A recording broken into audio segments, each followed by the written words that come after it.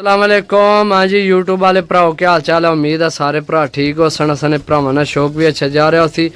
मैं गुलाम मुस्तफा तुसी देखण लगे हो पुंछ पिजन चैनल। जिन्हां भरावां ये तो चैनल सबसक्राइब नहीं किया सबसक्राइब करो ताकि असी जड़ी वीडियो लगाइए अपने भरावां तक आसानी ना पहुँच सके। माशाल्लाह जनाब 18 पीस लगाए सन 400 रुपये पर। बहुत मुनासिब डील सी, बहुत अच्छे कबूतर सन। सही है, सिर्फ मैं तुहानू दस्या सी कि परानी जनाब इन्ना की क्रीच लगी है। ये जनाब हो गए सेल परचेज किते जनाब भाई शोएब बरनाला तू।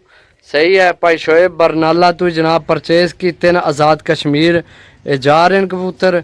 अल्लाह पाक अगे दुआ कि अल्लाह पाक उन्होंने नसीब करे। सही है, तो नवा शौक शुरू होया भरा ना, तो इंशाल्लाह जनाब दुआ है कि अल्लाह पाक भरा ना जनाब शौक कायम दायम रखे। माशाल्लाह अच्छे पीस हैं, साफ सुथरे। सही है दोस्तों, चेक करो जनाब 2 4 6 8 10 12 14 16 तो 18।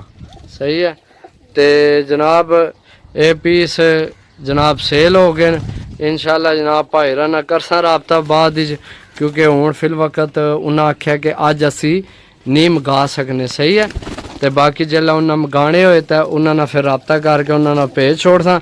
मैं आख्या भी चलो भरावां की वीडियो बना के भेज दी है। सही है, दस दिए तो इंशाल्लाह जनाब भरावां वास्ते अच्छियाँ डीलां लैके आमने रहसा।